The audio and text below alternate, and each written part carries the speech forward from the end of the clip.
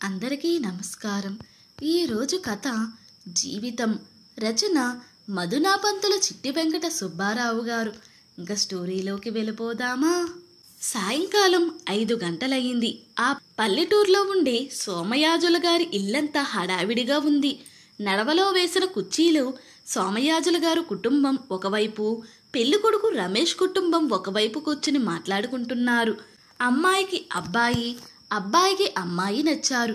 కట్న కానుకలు వద్దని ముందుగానే చెప్పారు మగ పెళ్లివారు. ఇంకా పెళ్లికి సంబంధించిన విషయాలు మాట్లాడుకోవడమే తరువాయి.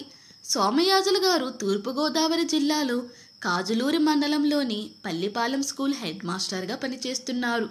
ఆయనకు ఒక్కర్తే అమ్మాయి. అమ్మాయి పేరు వైదేహి.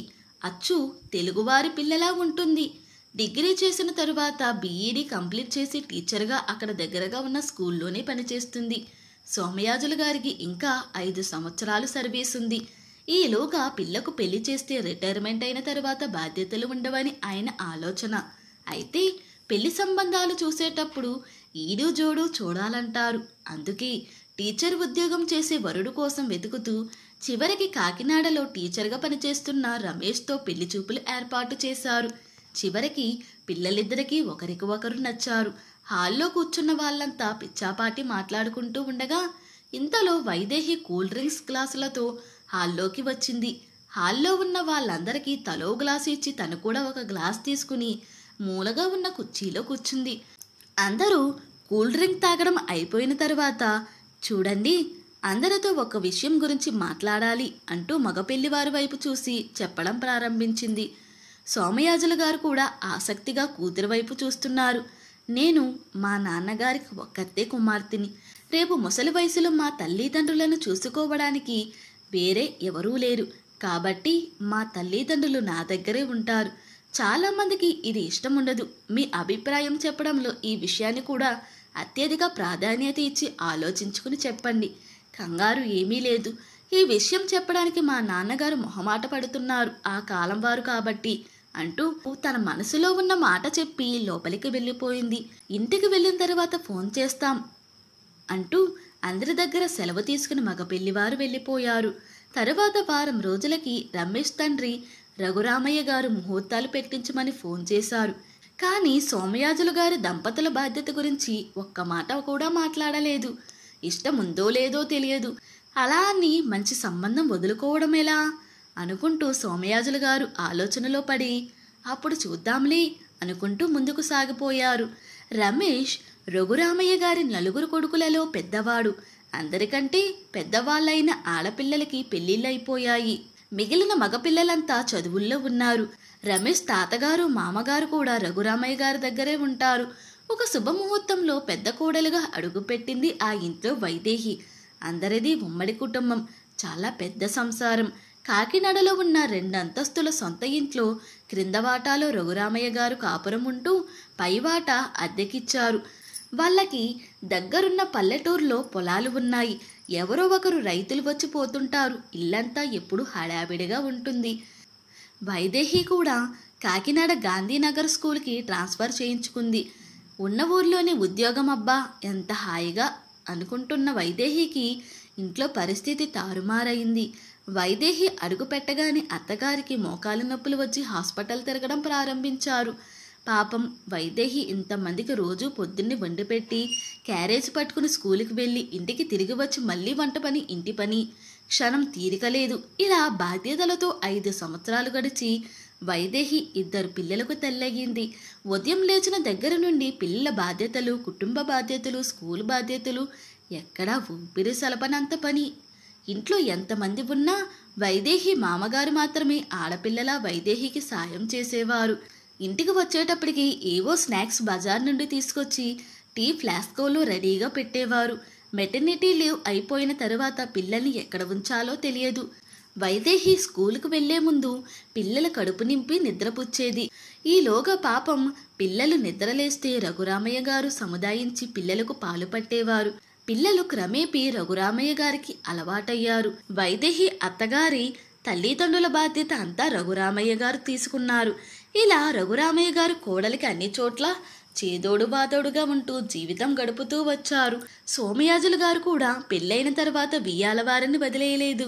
ప్రతిరోజు రఘురామయ్య గారితో మాట్లాడుతూ మంచి చెడ్డలలో పాలు పంచుకునేవారు. వియ్యాల వారితోటి కయ్యాలు కాదు, మంచి స్నేహ సంబంధాలు మెరుగుపరుచుకోవాలని ఆయన ఆకాంక్ష. ఏనాడు కూతురు ఇంత కష్టపడుతూ ఉందని ఎవరితోనూ ఒక మాట మాట్లాడలేదు. ఆడపిల్ల అత్తవారి గురించి ఒక తప్పుడు మాట మాట్లాడలేదు. ఈలోగా సోమయాజులు గారికి రిటైర్మెంట్ దగ్గర పడింది. వైదేహి గుండెల్లో రాయి పడింది.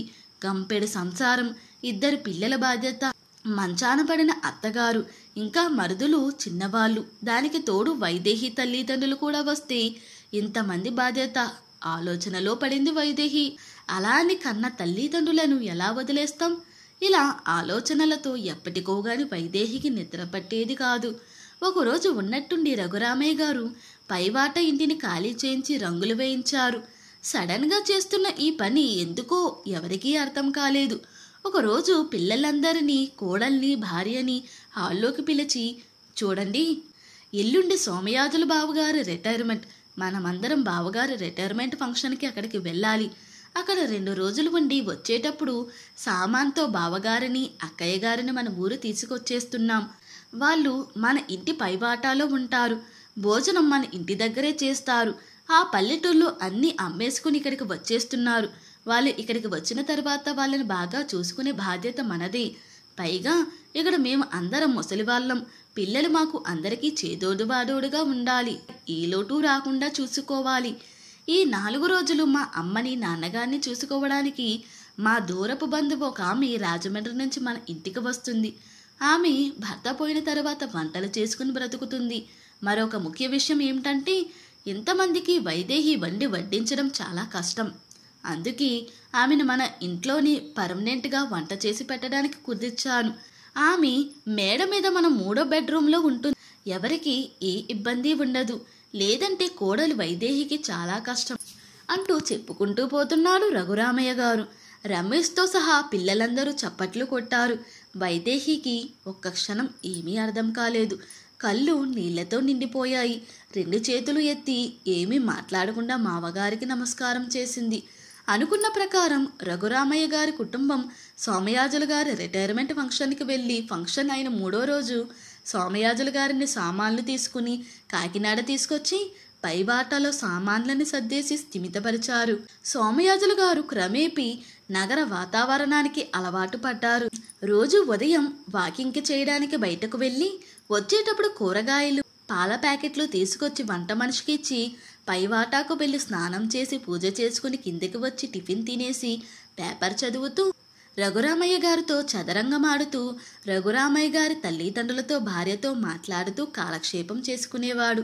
మళ్ళీ భోజనం చేసి కాసేపు పడుకుని టీ తాగి మళ్ళీ లైబ్రరీకి లేదా పార్కుకి వెళ్ళి కాలక్షేపం చేసేవారు. రాత్రిపూట కుటుంబ సభ్యులందరూ కలిపి టిఫిన్ చేయడం, కబుర్లు చెప్పుకోవడం ఒక అలవాటుగా మారిపోయింది. ఇలా రఘురామయ్య గారికి చేదోడు వాదోడుగా ఉంటూ కుటుంబ సభ్యులకు తలలో నాలికలా మెలుగుతూ రిటైర్మెంట్ జీవితం హాయిగా గడిపేస్తున్నారు ఆ దంపతులు. సోమయాజుల గారి భార్య వంట మనిషికి వంటలు పురమాయించడం, పని వాళ్లతో ఇల్లు శుభ్రం చేయించడం, వైదేహి పిల్లల బాధ్యతో ఆమెకు కాలక్షేపం అయిపోతుంది. ఏదైనా పల్లెటూరులో పుట్టి పెరిగిన వాళ్ళు చాలా ఆప్యాయంగా ఉంటారు. సహాయం చేయడానికి వెనకాడరు. అందరితోటి ఇట్టే కలిసిపోతారు. ప్రేమాభిమానాలు ఎక్కువ. అందుకని సోమయాజులు గారి దంపతులు ఆ కుటుంబ సభ్యులతో బాగా కలిసిపోయారు. అందరికీ బాగా అలవాటైపోయారు. పైగా రఘురామయ్య గారు కూడా పల్లెటూరు నుంచి వచ్చిన వారే. అందుకే లింక్ బాగా కుదిరి ఇద్దరు సింక్ అయిపోయారు. అయితే సోమయాజులు గారికి ఒక విషయంలో మొహమాటంగా ఉంది. ఇంటికి అద్దె తీసుకోవడం లేదు. పైగా భోజనాలు, కాఫీలు, టిఫిన్లు అన్నీ అక్కడే. బోలెడంత ఖర్చు. ఇదే విషయం రఘురామయ్య గారితోటి ప్రస్తావిస్తే ఆయన నవ్వి, బావగారు, మీరు చాలా తెలివైన వారు. మీరు రోజు కూరగాయలు, పాల ప్యాకెట్లు, నెలకోసారి కిరాణా సామాన్లు తెచ్చి పడేస్తున్నారు. మీకు ఏనాడు డబ్బులు ఇవ్వలేదు. మీరు కూడా మా కుటుంబ సభ్యులే అంటూ మాట మార్చేశారు. ఇలా 10 సంవత్సరాలు గడిచాయి. వైదేహి మరుదలందరికీ ఉద్యోగాలు వచ్చి పెళ్ళిళ్ళైపోయాయి. వైదేహి పిల్లలకి ఒడుగులు కూడా అయిపోయాయి. ఈ కార్యక్రమాలన్నిటినీ సోమయాజుల గారి భార్య దగ్గరుండి పూర్తి చేశారు. ఒకరోజు ఉన్నట్టుండి సోమయాజుల గారు, మరియు భార్య 2 నెలల తేడాతో హార్ట్ అటాక్ వచ్చి కన్నుమూశారు.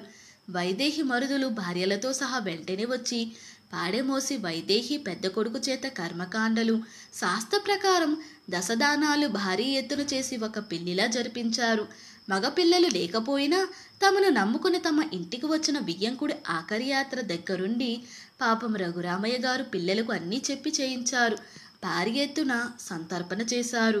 తల్లి తండ్రి పోయి పుట్టెడు దుఃఖంతో బాధపడుతూ తమ అత్తవారు తన కన్న తల్లిదండ్రులకు చేస్తున్న ఈ కార్యక్రమం చూసి చాలా సంతోషపడింది. చుట్టుపక్కల వాళ్ళు, బంధువులు రఘురామయ్య గారు, సోమయాజులు గారి దంపతుల పట్ల చూపించిన కరుణ, ప్రేమ, ఆప్యాయత, అభిమానం చూసి చాలా ఆనందపడ్డారు. నిజమే, ఇటువంటి కుటుంబాలు చాలా అరుదుగా ఉంటాయి. ఇది కథ కాదు, వాస్తవానికి దగ్గరగా ఉన్న జరిగిన కథ. రక్త సంబంధికులే బాధ్యతలు తీసుకోవడానికి దూరంగా జరిగి వెళ్ళిపోతున్నారు. అలాంటిది వియ్యాలవారు ఇలా చేస్తారా అనే సందేహం అందరికీ కలుగుతుంది. చాలా అరుదుగా ఉంటారు ఇటువంటి వాళ్ళు. వీళ్ళని ఆదర్శమూర్తులు అనవచ్చు. ఆచరించి చూపించారు. అయితే ఇక్కడ సోమయాజుల పాత్రధారి కూడా ఎక్కడా వివాదాలకి తావు ఇవ్వలేదు. అందరితో కలిసిమెలిసి కాలం గడుపుకుంటూ వచ్చాడు. ఇది చదువు నేర్పిన సంస్కారమా లేదా పెద్దలు నేర్పిన సంస్కారమా? నేను పెద్దలు నేర్పిన సంస్కారమే అంటాను. 10 మందితో కలిసిమెలిసి తిరుగుతూ బాధ్యతలు పంచుకుంటూ నవ్వుతూ బతికేస్తే సంఘంలోనూ మంచి పేరు వస్తుంది, కుటుంబంలోనూ మంచి పేరు వస్తుంది, జీవితం సుఖంగా జరిగిపోతుంది. ఇంతటితో ఈ స్టోరీ ముగిసింది. ఈ స్టోరీ కనుక మీకు నచ్చినట్లయితే మరియు నా ఎక్స్ప్లెనేషన్ కనుక మీకు నచ్చినట్లయితే ప్లీజ్ లైక్, షేర్, సబ్స్క్రైబ్.